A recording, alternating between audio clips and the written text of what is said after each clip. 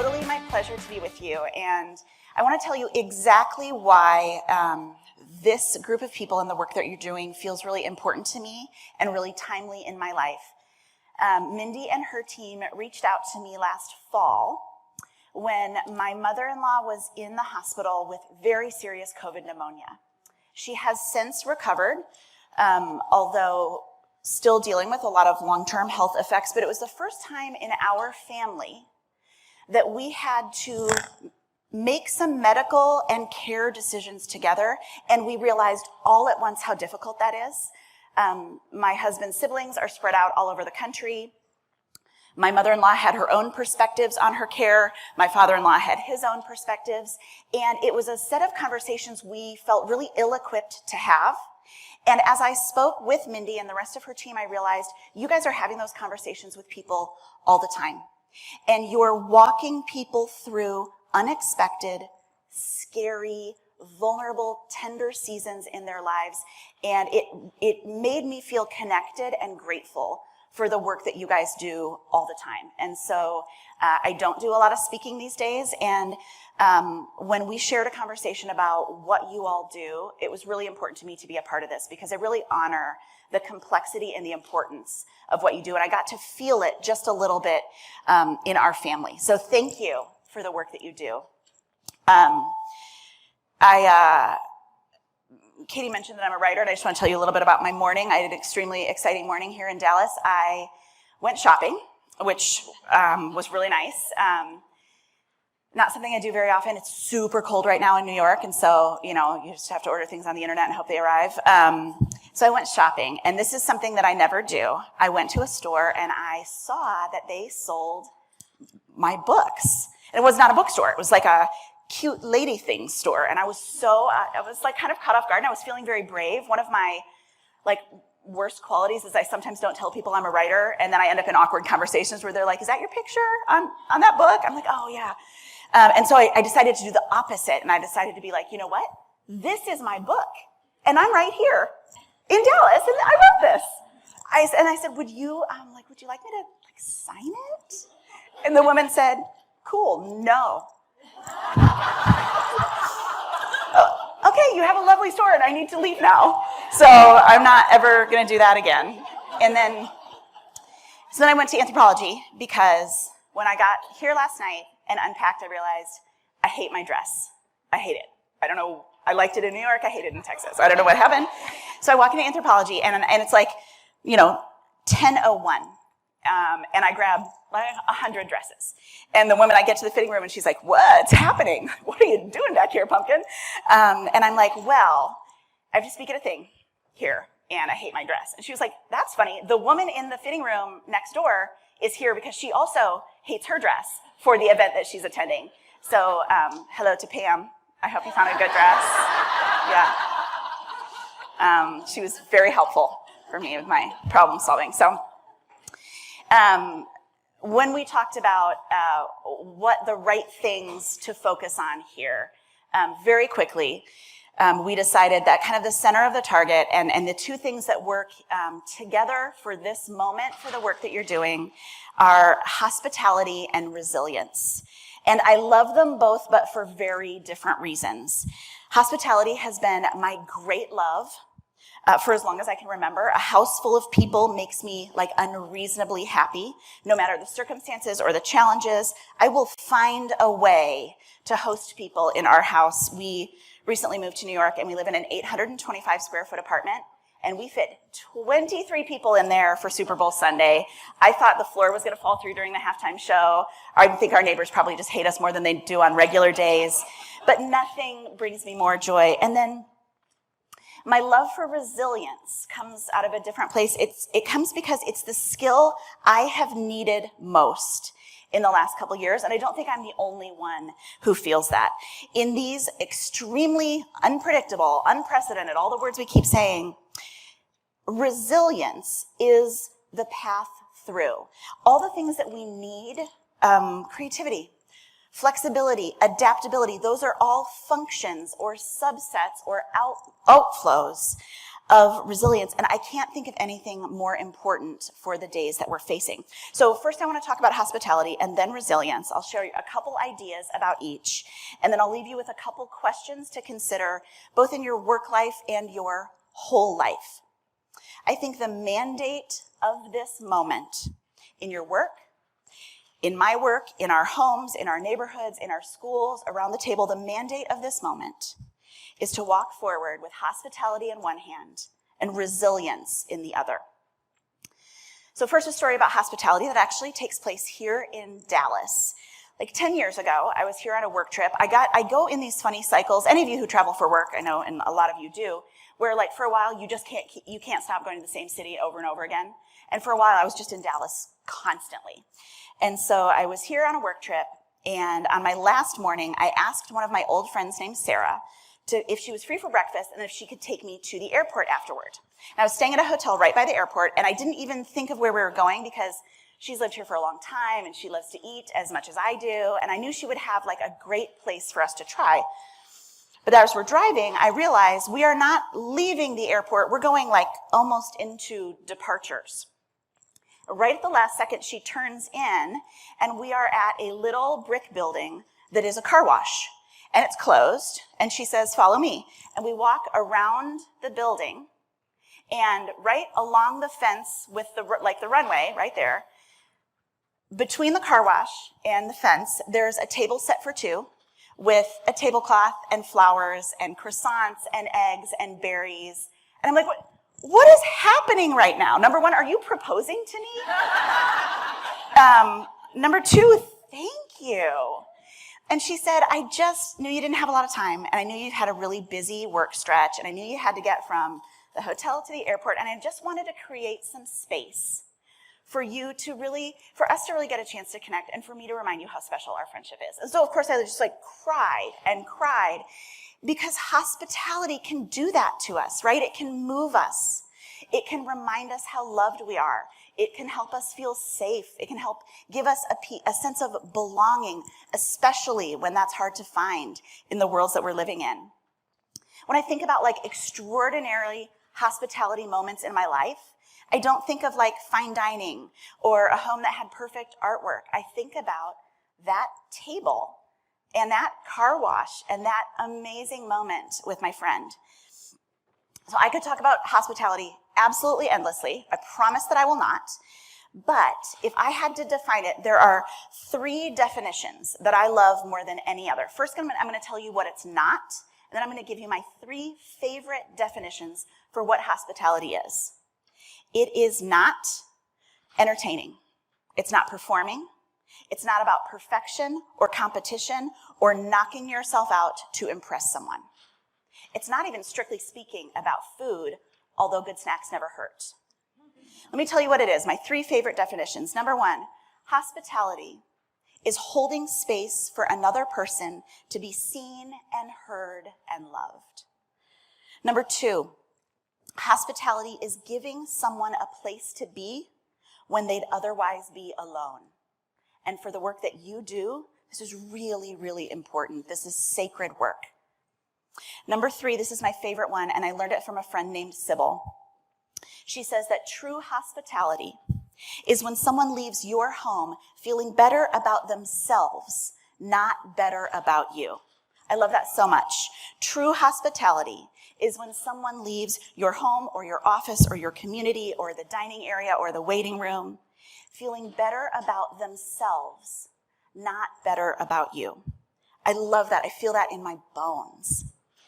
And now for months that have stretched into years, we've been forced to think about hospitality in a different way. Every one of us has experienced this disruption of gathering, at least the way we knew it. And we've had to figure out new ways to gather, even though they feel pretty weird. How many of you had done a lot of Zooms before 2020? I had not. I had heard of it. Now it's all we do is Zoom, right? We've learned to connect in new ways. I do an evening happy hour with my best friends from high school. That's something we've never done. And we live all over the country, but because of the pandemic, this new way of connecting helped us this new technology helped us connect in a new way. My in-laws, who have for a long time lived in Illinois and are actually now moving to Texas, put a rug and chairs in their garage and lifted up their garage door so that they could gather with people, even though the restrictions of the place that they lived didn't allow for indoor gathering. So for a person who loves hospitality and loves gathering and loves feeding people, I was determined to find a way to keep connecting, even though in New York City we had very, very strict restrictions for quite a long time. So we couldn't gather inside, but we could gather outside. And so I got a picnic blanket that's like the size of a king-size bed, and several little sheet pans, like a jelly roll pan. Do you know what I mean? So I had all these fancy cheese boards, like a marble slate board, like a fancy ceramic something. But when your food has to get from the third floor to the ground floor, and it's all stairs, and then when you're going to actually put it on the ground when you get there, a sheet pan is just the exact thing. And so in this season of our lives, when we were so isolated, so disconnected, when there was so much fear and so much wonder about the future, the sheet pan picnic became our major way of connecting. It's what got us through a really tricky season. And we started off in the spring when it's still really cold. We could stay outside for 18 minutes at a time. And we were like, I love you, but I have to go inside. I can't feel my feet. But we kept going throughout the spring, and it stretched in the summer, and it stretched in the fall. And sometimes it was kind of fancy, like figs and prosciutto and brie. And then other times it was like, Jonathan has half a box of crackers, and Kitty has 2 cans of LaCroix, and Kate has a backpack full of apples. It was just whatever we had. But what it did is it gave us a place to connect, to hear each other, to not feel so alone. Right back to that, hospitality is giving someone a place to be when they would otherwise be alone. That sheet pan picnic became the new, weird, less than ideal thing that kept us connected, kept us out of isolation, and allowed us to practice and receive hospitality. And so one of the questions that I want you to consider, and we'll talk about it now, and we'll talk about it again at the end, is what is the sheet pan for you? In your work life, in your home life, in your neighborhood, in your team, what is a specific way that you can create a sense of hospitality even though it has to look different than it has in the past? And I actually thought about, for me, I was thinking, wouldn't it be so fun if I brought sheet pans for everyone, if everybody got one? Except I have made a rule that I don't use props of any kind, because one time I had a prop situation in a room like this go so badly, I am never allowed to use them again. I was speaking at a blogging conference, and the reason that's important is because when you speak at a blogging, this was many, many years ago, back when there were blogging conferences. When you speak at a blogging conference, it's really weird and it's hard to get used to because no one looks at your face the entire time they just type. They just type the entire time. Their laptops are open. No one looks at you. They're just mad typing the whole time. And I was telling this story that I really loved about throwing candy. We want to be the kind of people, you know where it's going.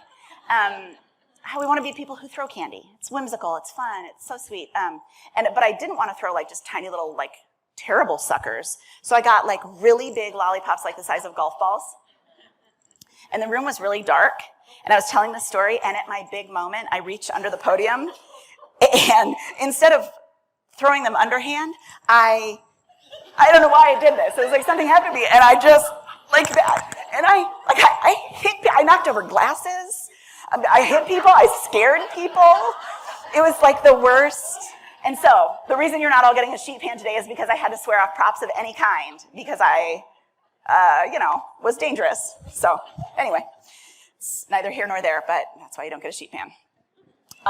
Also, they would not fit in my carry-on. But so when we talk about this sheet pan idea, it can be so many little things. So I was trying to think of some ways that I've experienced it in my life over the years. One example, my dad has been retired for years, and just last week, my 10-year-old said, hey, remember Papa's office? And remember Gene's jar of M&Ms? Well, he has not been in that office for years. Nobody's been in that office for years. But my 10-year-old remembers that my dad's assistant of 30 years always had a jar of peanut M&Ms on her desk, always. And they changed according to season. You knew that the seasons were changing when they were oh, it must be Valentine's Day. Gene's got pink M&Ms or whatever. 100% of the time, every person who walked in was greeted by Jean and took a handful of peanut M&Ms. And still, all these years later, my little guy remembers that moment. There's a restaurant in Grand Rapids that I love called Roses right on Reeds Lake. And when they bring your check, they bring tiny little paper cones of caramel corn, one for each person. No matter what time of day, it's tiny. It's not like a whole dessert. A lot of these things are just little traditions and little routines that help people feel located in a time and place, right? It's just this little thing that shows me where I am and shows me that you thought of me. There's a restaurant that I love in San Francisco in the North Beach neighborhood. And this is sort of like now that we've lived through a pandemic, this sounds super gross. But imagine before that. When I was in college, I used to go there. It was a beautiful Italian cafe. And at the end of dinner, they would bring out huge bowls, one of chocolate mousse and one of gummy bears, and they'd pass them around the whole restaurant, and that was dessert, and you would just serve yourself a scoop of each. So again, now it's not a good idea. I get it. Don't make that your sheet pan.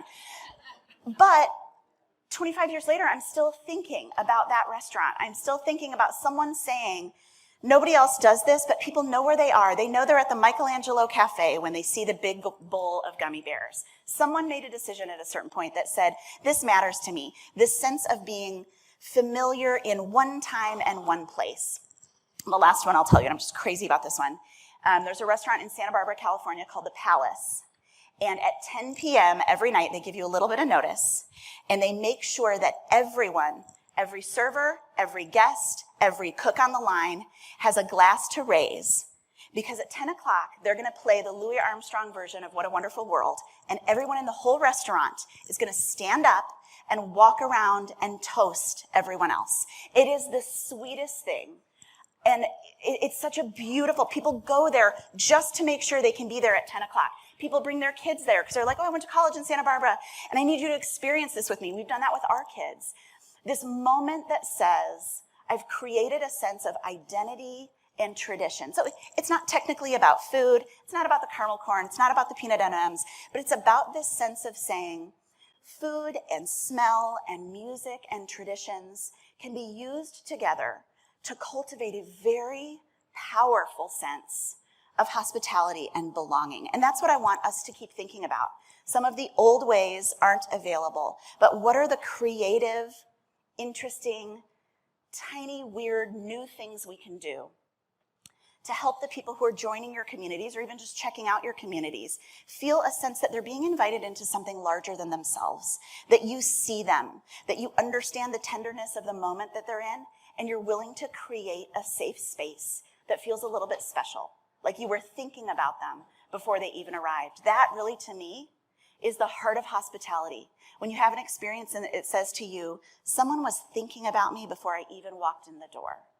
And I know you guys do that in so many ways. And I think right now is a really sweet opportunity to brainstorm a little bit about what might be the next 2 or 3 things that you incorporate on your teams, in your offices, in your waiting rooms, in your dining areas, whatever it is, to bring people that sense of thoughtfulness, of grace, of whimsy, of joy. I can't think of anything we need more than that right now, right?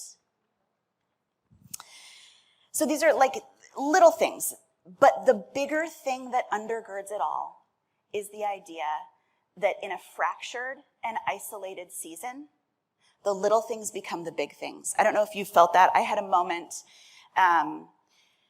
The only thing worse than living in New York during a global pandemic is having to go to the doctor in New York during a global pandemic. I mean, just, I got home. It was frustrating and freezing cold, and and I got home, and my neighbor had left a loaf of warm sourdough in a little bag hanging on my doorknob. And it's not a huge deal, but when you're in a particularly stressful season, the little things are the huge things, right? And every person you encounter in your work is in the middle of one of those very tricky seasons. They're reimagining their future, or they're reimagining their parents' future, or they're coming to terms with the reality of their own life and season. And if you can be the person that does the little thing that becomes the big thing, I can't think of anything more valuable than that. So we're going to talk a little bit now about resilience, and then together we'll talk about how they fit together. So you know how sometimes there's a phrase and it gets used so often, just over and over, that it stops making sense and you just want to scream when you hear it? That's how I feel about the word pivot, right? Oh, we're going to pivot. Or we're going to pivot again. And this, I'm dizzy from pivoting. For years, all we do is pivot. And I understand why we're talking about it. We have to. But it's hard and I'm tired of it. And resilience, and one of the phrases we've been talking about in our family is resilience fatigue. I know. We fall down, we get back up. We fall down, we get back up. I'm tired of having to do that. But it's the doing of it. This is the thing about resilience. When you fall and you get back up, you're learning the muscles you need to get up the next time and the next time and the next time. And I hate that that's true, but that's what I remind myself, and it's what I remind my kids when they feel fatigued from all of the pivoting and all of the changing. The skill set of resetting after a challenge or a fall or a failure, I think is the most important skill set that you can have. And here's a couple things that are interesting about it. There are 4 things about resilience that I think are interesting. The first is, it's easy to think that some of us are good at it and some of us aren't, that it's innate, that it's like a character feature. It's not. It's a learned skill and anyone can learn it. You can learn it, your team can learn it. It can be a part of the conversation you all share together.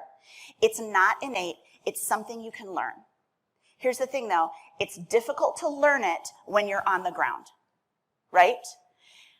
You have to invest in your team and in your conversations specific ways of talking about and practicing resilience for when the time comes. You have to do it ahead of time. The other thing is it's disproportionately important in terms of our success. There's data about this in a million different fields. One of the ways that you see it specifically, though, I read a fascinating article about this, in professional sports. If a professional sports coach is looking for a particular player, if they have 2 players who seem matched in terms of skill, if one of them has overcome a setback, a disappointment, a hard trade, an injury, they will choose the person who's been through something hard and learned to get up. It's that important. And so I think one of the ways that it helps me, sometimes I get frustrated right now, I hate all my new resilience skills. I don't want them anymore. I don't want to use them anymore. I want things to just stay the same for a while. I want to be able to stop pivoting. What I remind myself, though, is we are becoming people who have skills that will serve us well and our communities well for the rest of our lives. These are gifts that we don't want, but they're tremendously valuable to have.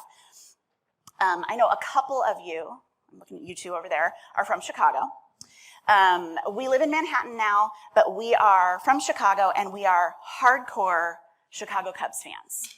Thank you, yes. I didn't grow up in a baseball family. We were kind of a football family. Not that I played football, but I watched it. But I married into a 5th generation, extremely hardcore Chicago Cubs baseball family. I mean, it's like a major part of my lifestyle at this point. It has to be. And so there's a player who played for Chicago for a long time. He's one of the most exciting players in baseball. His name's Javier Baez. They call him El Mago, the magician. He recently got traded to the Mets, which is weird because we live in New York, so now he's closer, but he wears the wrong colors. It's extremely disorienting. That's a whole other thing. But we love him. And I was listening to, the Cubs had a manager a couple years ago named Joe Madden, who I love. And Joe Madden was doing an interview, and they were interviewing him about Javier Baez. What is it about Javi that makes him such an extraordinary player? And he said 2 things. This is so great. He said, Javi has almost no short-term memory when he's playing baseball. He can swing at the worst pitch in the world, doesn't throw him off, he swings again and gets a grand slam. He has almost no short-term memory. And what that means is he doesn't get stuck after a failure. He gets right back up. The other thing he said, I've never known a player who can do this as well as Javier Baez. He doesn't take a bad moment into the next moment, right? That's what we're talking about. Managing the ongoing frustration and chaos and letting the past be the past and settling ourselves into the new present, looking to the new future. That's resilience. And it's that kind of leadership, it's that kind of perspective, it's that kind of way of leading your teams that's going to move us through from where we are to where we want to be. The last thing about it, so it can be taught, it's disproportionately important. Two more things. It gets easier the more often you do it. These are muscles. They're not innate skills. They're skills you exercise and you get better at them. They get easier over time. One way I'm kind of learning this in my life, although today was not great. How many of you are doing Wordle? Oh my gosh, you guys. I'm so excited for you that you have not yet Wordled. Okay, so it's like a daily word game. And you get 6 guesses at a 5-letter word. It is oddly addictive. Some of what's so addictive about it is you only get one a day. So you have to wait a whole day for the next one. And the first couple times you do it, you're like, this is impossible. I can't think of any words, let alone 5-letter words. My brain will not do this. And then over time, you start thinking in 5-letter words, like steak, laser. I'm doing it all, tacos. I'm doing it all the time. It's so addictive, and you find your brain wrapping itself around these Wordle skills. Now, every day, my in-laws, who are extremely competitive, we all text each other our Wordle scores. And it's extremely shameful if you're a 5 or a 6. You really want to, but you feel yourself getting better over time. It makes more sense to you. You start to see the connections. That's what resilience is like. It's hard the first couple times you fall and get back up. It gets easier and easier and easier, and pretty soon you find yourself with a shorter response time. You find yourself doing that Javi Baez, not taking the bad moment into the next moment, and that shows that it's working. Here's the last thing about resilience that I love. It doesn't just change you, it changes you so that you can be a part of changing the world that you live in. So I have a friend named Julie. Several years ago, probably 6 years ago, she was hiking in a forest preserve near her house in Michigan. Can you hear that? Okay, it's not, okay. Did they fall down? No. Oh, by the way, thank you for taking that picture away. I didn't notice, but thank you. It was a real gift to me. Thank you. So Julie is on a hike in a forest preserve near her house in Michigan, and out of nowhere, a large branch breaks from a tree several stories up, and it falls on her, and it knocks her unconscious. And when they finally get her to the ER, they're surprised she's still alive. It was a totally freak accident. She broke a shoulder, she broke several ribs, she had massive scrapes and bruises. It was very serious. And she stayed in the hospital for quite a long time and then had pretty significant rehab and then pretty significant PT. This was a total lifestyle change for her. And she explained it to me afterwards. She said, I was laying there in that hospital bed and people kept telling me, I didn't know if you were going to get through this. I don't see how you walked away from that accident, and I don't see how you're going to get through it. And she decided, if I'm going to do all of the work to heal my body, to bring myself back to life, I'm going to make some really significant changes in that life. She left a marriage that had been very difficult and very painful for almost 20 years. She went and got a degree for the first time, and then a graduate degree, and then a nursing degree. She changed every part of her life, and she did it day by day, and it was very difficult, and it required skills she had never had. She lived on her own for the first time in her life. She was in a college classroom for the first time in her life. She was navigating a million different things, and she thrived. And it was so exciting to watch her become this totally different but wonderful and amazing version of this person I had known and loved for so long. And eventually she did do some nursing and she did some nutritional coaching. She eventually became a therapist. And then there was a global pandemic and everybody needed help from a therapist. And everybody needed to learn how to make sense of their life even though it had been altered. And everybody needed to learn how to change their life even when the changes they had to make were really difficult or scary. And Julie was like, oh, I know how to do this. I had a tree fall on me. And so what happened to Julie changed her life. It also changed the life of every person who has now been in her office or seen her for Zoom therapy or gone to one of her classes or her workshops. When we do this work, when we do the work of getting back up and rebuilding what's been broken, it doesn't just change us, it changes us so that we can be a part of changing the world that we live in. I think that's really beautiful. That's really exciting to me. There's one last thing I want to talk about. I'm going to get just like a tiny bit personal. I'm going to tell you right now, not about me, just about you. You all are sales and marketing people. Most of you, not all of you. I know you. I know sales and marketing people. And one of my best friends in the world has been in like high-level tech marketing for like 25 years. I work with a sales team and a marketing and a marketing team and a PR team every time a book comes out, which is like happening right now. So I talk with them every single day. I know that people who work in sales tend to be a little bit competitive. I know they tend to be a little bit driven. I know that marketing is essentially being great at storytelling, at shaping a narrative, at creating an image of something that doesn't yet exist. A friend of mine put it to me this way. She said, Shauna, you love to show hospitality to all kinds of people. Loud people, messy people, toddlers, picky eaters, people who don't know when to leave. I've watched you open your home to all kinds of people, but I have noticed that you sometimes have a hard time showing hospitality to the parts of your own self that you would rather ignore. And so this is the question I want to ask you guys today. I know you're good at competing. I know you're good at performing. I know you're good at getting the job done. I know you're good at making it look easy. I know you're good at telling a great story, whether it's about yourself or about the work that you do.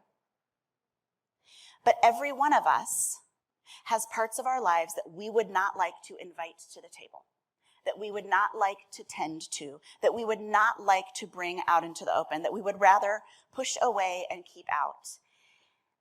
And especially in a season that's been so challenging on so many levels, I just want to open a tiny little space for all of us to say, is there any story that you haven't yet told? Is there anything that needs tending to in your life? Is it your marriage or your relationship with your siblings? Or is there something challenging in your work life that you haven't opened up with your team about? Are there bruises or points of exhaustion or fear that have been brought out in the last couple years? And what would it look like to show hospitality to those parts of yourself? To say, I'm going to bring even this difficult or bruised or tender or ugly part to the table because I believe that every part of myself deserves tending, deserves healing, deserves being seen and loved and tended to. One of the things that I think happened with a lot of us is it's easy for some of us to there's like your work life and then the rest of your life, right? But then there was a pandemic and you'd have to go on a Zoom with a kid army crawling between your legs, right? And it reminded us there are not separate people. You are who you are in every room you walked into, in every setting that you're in. And so I want to open up a conversation with you. What is happening in your whole self? And is there any part of your whole self that you're trying to ignore but needs a little help or healing? A lot of times those of us who are competitive in our professional lives, who are great at storytelling, who are great at hustling, who are great at being productive and getting the job done, are significantly less great at opening up the parts of ourselves that really need a little extra help and healing. And that's what I want to encourage us all to do a little bit the next couple days. Because it's all connected, right? You can't invite people in to a really beautiful, loving situation of belonging and care if you're not able to show that same belonging and care to your own self. It all works together. So I'm going to finish with one last story. Did any of you grow up going to summer camp? A lot of you. Oh, yes, it's the South. I'm always surprised. I loved summer camp. It's like my favorite thing in the world. And so I'm always happy when I meet people who have been to summer camp. So I grew up going to a camp, and then I worked there in high school, and then I worked there in college. So it was like a major, major part of my life. And one of the things that they did at the end of the term, the kids went away for a month at a time. And at the end of the term, they would do a swim meet and a track meet. It was the first time they're seeing their parents, and it's an opportunity to show their parents the progress that they'd made throughout their term. So it's a very emotional affair. You're swimming, your parents are there, it's all crazy, you haven't seen them for a month, and all of the counselors are given different tasks for the day. They just assign them to you. You could be like the person who does the little fake gun, or you could be the person who sees who comes in first or second. And then there's a person whose job is called the comforter. And for that person, you're assigned to one lane all day long. And no matter who's in that lane, no matter what kind of race it is, you are their biggest fan. You stand with them at the start, then you run around the side of the pool so that you're there on the other side, and then you run back again. When they're done, you pull them out of the water, you high-five them. It's just like constant cheerleading all day long. And because it's summer camp, costumes are a really big part of it. So maybe a rainbow wig, maybe some angel wings, possibly a tutu. So this is what I'm doing. I'm wearing all those things. And I'm the comforter for one lane. And at the very end of the day, there's a girl in my lane, and her name is Jessie, and I know her. She's been a camper for years. She's one of our older campers. I've also watched her swim throughout the day, and I know that she's done a lot of races already, and this is a very long race. She's tired. It's the end of the day. So I, start her off, and she's doing great, and I run around, and she's doing great, and then at a certain point, she's in the middle of the pool, and she just stops. And she's not in danger. She's not going to drown, but it looks like maybe she's going to give up. She just can't keep going. And I see her, and I slip into the water, and I swim up next to her, and I start talking to her, and I say, hey, don't put your feet on the ground. I see you, and I can get you across this finish line if you just keep coming with me. I didn't touch her. I didn't pull her out of the water. She would have been embarrassed. She was fine. She just needed to know that she wasn't alone and that there was someone with her giving her the care and the support that she needed when she felt like completely giving up. And then she finishes the race. I get her out of the water. It's all great. And then at the end of the day, I'm putting everything away. And a woman comes to find me, and she says, I'm Jessie's mom. And until you have kids, you will never understand what it feels like to be desperate to help your kid when you know they need help, but you can't get there. And then to see someone else play that support role that she needed so desperately in that moment, I can't thank you enough. And what I said to this mom was, thank you so much, but you can't possibly think that I came up with that on my own. I learned that at this camp. I had people jump in the water with me. I watched people do it. I've been waiting all my little life to be a counselor, so I got to jump in the water with a kid because I grew up in this amazing community that believed in support and connection, that believed we can do almost anything if someone is next to us, reminding us who we are, reminding us what we can do. And so that's my last question for you. Is there anybody in your life, on your team, in your office, in your neighborhood, who needs you right now to jump in the water and swim alongside them for a little bit? What would that look like? What would it look like to offer your support and your care and your words of encouragement to someone who's about to go under or about to quit? What I know beyond a shadow of a doubt is every good thing I've ever done in my life, I didn't do by myself. I did it because good people jumped in the water with me and kept me moving when I thought I was going to stop, when I was ready to quit. And you all get to be those voices for one another, for the people you work with, for the people in your neighborhood, for your extended family. And so, 3 questions. We've been talking about them this whole time. Number 1, what's your sheet pan? What's the creative, unusual way of expressing something about the magic of hospitality and belonging and tradition? What's your caramel corn? What's your Louis Armstrong song? Number 2, what parts of your life do you need to show a little bit of hospitality to? What in your life needs a little tending, even though you very much might not want to admit it? And then number 3, who in your life needs you to jump in alongside them and offer them a little support so that they can keep going? Thank you for having me.